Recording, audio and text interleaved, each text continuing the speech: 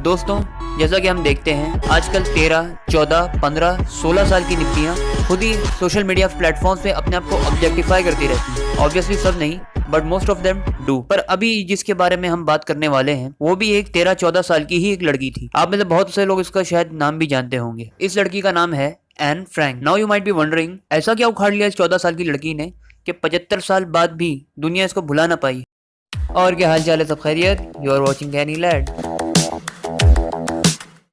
N Frank का जन्म हुआ था 12 जून 1929 को, यानी मेरे बर्थडे के 4 दिन बाद। 1934 में उसे और उसकी फैमिली को नेदरलैंड्स भागना पड़ा था, नेदरलैंड्स की राजधानी एम्स्टर्डम में, क्योंकि हिटलर की नाजी पार्टी सत्ता में आ चुकी थी। उन दिनों जूस यानी यहूदियों के खिलाफ नफरत उफान पर थी, जैसे फ्रांस में आज मुसलमानों के लिए है। बड़े प्रोपागेंडे चलाए जाते थे यहूदियों के खिलाफ, उन्हें डिग्रेड करने के लिए। उन्हें बाकी जर्मन्स के लिए खतरनाक बताया जाता था। और ऐसा करने वाला कौन था? उस वक्त की मौजूदा सरकार और उसका पपेट मीडिया। बाकी जर्मन्स को डराया जाता था, उन्हें बेवकूफ बनाया जाता था। ये यहूदी बहुत ही मक्कार लोग हैं, अगर हमने इनका बंदोबस्त नहीं किया तो ये हमारे घरों पे कब्जा कर लेंगे और हमारा अस्तित्व मिटा देंगे, वगैरह वगैरह वगैरह। हालांकि कब्जे तो करे ही जा रहे हैं, बट यहाँ भी एक्सेप्शन है। एनीवेज, लॉन्ग स्टोरी शॉर्ट, नफरत फैलाने वाले कामयाब हो जाते हैं और बेवकूफ बनने वाले बेवकूफ बनते हैं। पर जूस, जिनके खिलाफ सारी की सारी नफरतें घोली जा रही थी, उन लोगों की शामत आ जाती और इस लगाई गई नफरत की आग की बलि चढ़ते हैं जर्मनी में रहने वाले हजारों लाखों जूश परिवार। इन्हीं परिवारों में से एक था फ्रैंक परिवार, एन फ्रैंक का परिवार। एन के पिता ऑटो फ्रैंक बिजनेसमैन थे और ये वर्ल्ड वॉर 1 में जर्मन आर्मी में लेफ्टिनेंट भी रह चुके थे। एन की मम्मी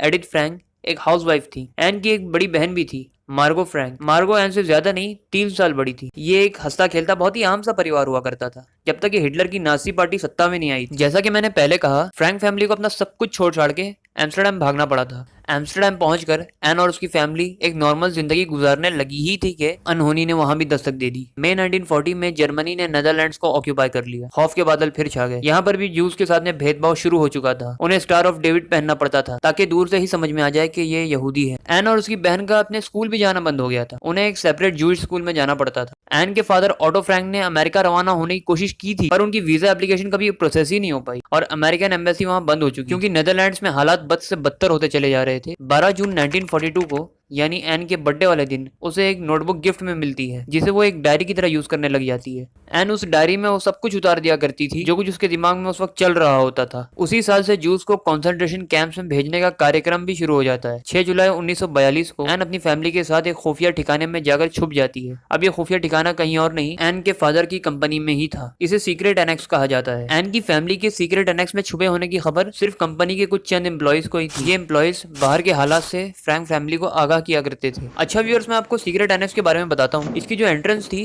काबिले तारीफ थी। एक बुक शेल्फ को ऐसा दरवाजा यूज किया जाता था जो कि अंदर की तरफ खुलता था, यानी कोई ये सपने में भी सोच नहीं सकता था कि इस बुक शेल्फ के पीछे कोई कमरा है जिसमें लोग रहते हैं। कुछ दिन बाद एक और जूइश फैमिली यहाँ पनाह लेने आ जाती है। एन अपनी डायरी में इसका खुशी का इजहार करती है, क्योंकि वो नए लोगों से काफी दिन बाद मिली थी। बट ये खुशी ज्यादा देर बाकी भी नहीं रहती, क्योंकि इतनी छोटी सी कंजेस्टेड जगह पे एक और परिवार, वो भी अजनबी, आगे रहने लग जाता है। उन मुश्किल दिनों में एन की बस एक ही साथी थी और वो थी उसकी डायरी। एन असल में एक जर्नलिस्ट बनना चाहती थी और ये बात उसने अपनी डायरी में भी लिखी थी। एन ने आखिरी बार अपनी डायरी में 1 अगस्त 1944 को लिखा था। फिर आती है 4 अगस्त 1944 की वो काली सुबह। सीक्रेट एनेक्स पर जर्मन पुलिस दस्तक देती है। सभी को गिरफ्तार करके ले जाया जाता है, उनसे पूछताछ की जाती है और 3 दिन बाद उन्हें एक डिटेंशन कैंप में ले जाया जाता है, जहाँ 1 लाख से भी ज्यादा यहूदी मौजूद थे। पर सवाल तो अब भी ये पैदा होता है कि जर्मन्स को सीक्रेट एनेक्स का पता चला तो चला कैसे? तो दोस्तों, मैं आपको बताता हूँ कि इसके पीछे कोई आस्तीन का सांप था, पर वो कौन था ये आज तक क्लियर नहीं हो पाया। हाँ, कुछ सस्पेक्ट जरूर हैं, लेकिन कंफर्म नहीं कह सकते। खैर, 1 सितंबर 1944 को उन्हें ऑस्विट्स कॉन्सेंट्रेशन कैंप में डाल दिया जाता है, जहां आदमियों को औरतों और बच्चों से अलग कर दिया जाता है। कैंप में जो भी मजदूरी के काबिल नहीं था उसे गैस चैम्बर में ढकेल दिया जाता है। एन को लगता है कि उसके पापा को भी मार दिया गया है, क्योंकि वो भी पहले जैसे फिट नहीं रहे थे, पर उसका यह अंदाजा गलत निकलता है। कैंप में एन और बाकी कैदियों की हालत गुलामों से भी बदतर होती है। एन को भारी भरकम पत्थरों को एक जगह से दूसरी जगह ढोने का काम मिलता है, जो कि ऑब्वियसली उसके कैलिबर से कहीं ज्यादा है। इसी तरह से सबका अपना अपना काम था। ऐसे भी कुछ लोग थे जो एन के साथ कैंप में मौजूद थे। उन्होंने बाद में बताया कि एन ने जब अपनी आंखों से बच्चों को गैस चैम्बर में जाते देखा तो इस सदमे से चुप सी हो गई थी, मानो सहम गई हो। और कुछ लोग ऐसे भी सामने आए जिन्होंने बताया कि एन ने बहुत बहादुरी से काम लिया। वेल, दोनों ही डिफरेंट पॉइंट ऑफ व्यूज हैं। सच क्या है वो तो एन के साथ चला गया, पर इतना तय है कि कैंप की हालत जहन्नुम जैसी थी। रात में वो बैरक्स में सोया करते थे जो लोगों से भरा हुआ होता था। You can imagine how suffocating it would be. मुसीबत यहीं तक सीमित नहीं थी, सोने पे सुहागा एन की स्किन स्केबीज से इन्फेक्ट हो चुकी थी। एन को हॉस्पिटल में भर्ती होना पड़ा था, जो कहने को तो पेशेंट्स के लिए था, पर सूरज डूबते ही एकदम अंधेरा और चूहों से भरा था। अक्टूबर में एन, मार्गो और 8,000 से ज्यादा लेडीज को दूसरे कैंप ले जाने की तैयारी थी। एन की मॉम को नाज़ीज़ ने जाने नहीं दिया और उन्होंने भूख और बीमारी से ही दम तोड़ दिया। और वहां दूसरी जगह पहुंचकर एन और मार्गो की हालत पहले से भी बदतर हो चुकी थी। दोनों पहले से भी और ज्यादा कमजोर हो चुकी थी। 1945 की शुरुआत में कैंप में टाइफस नामी एक एपिडेमिक फैल गई।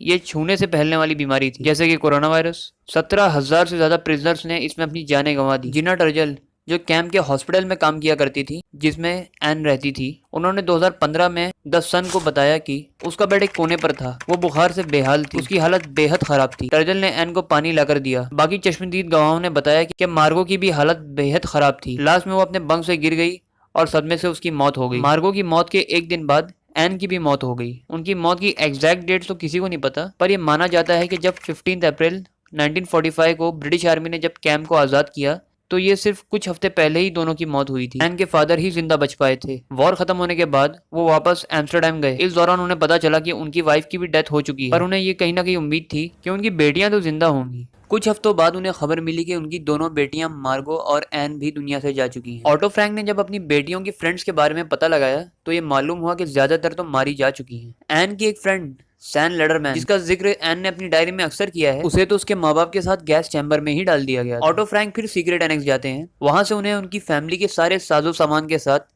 एन की डायरी भी मिली। डायरी को पढ़कर वो दंग रह गए। ऑटो फ्रैंक ने इस पर कहा कि ये मेरे लिए बिल्कुल नई चीज थी। मुझे उसके ख्यालात और एहसासात की गहराई का कोई अंदाजा नहीं था। उसने अपने जज्बात को अपने तक ही महदूद रखा था। अब जैसा कि एन ने कई बार मेंशन किया था कि वो ऑथर बनना चाहती है, इसलिए ऑटो फ्रैंक ने इस डायरी को पब्लिश करने का इरादा किया। अब मैं यहाँ आपको बता दूं कि मार्केट में जो डायरी अवेलेबल है वो एन की डायरी की हूबहू कॉपी नहीं है। It has been thoroughly expurgated. Let me give you an example. याद होगा बीच में मैंने बताया था कि सीक्रेट एनेक्स में एन की फैमिली के साथ एक और जूश फैमिली थी। उसमें एक 15 साल का लड़का भी था जिसके साथ एन एक शॉर्ट टर्म अफेयर में इन्वॉल्व हुई, और ऐसी एक आध चीजें जो डायरी के साथ पब्लिश नहीं की गई। 1947 में एन की डायरी पहली बार पब्लिश हुई, लेकिन ये डच लैंग्वेज में थी। 1952 में इसका पहला American edition Anne Frank the diary of a young girl launch हुआ, जिसके बहुत अच्छे रिव्यूज आए। सबसे ज्यादा ये पसंद की गई जापान में।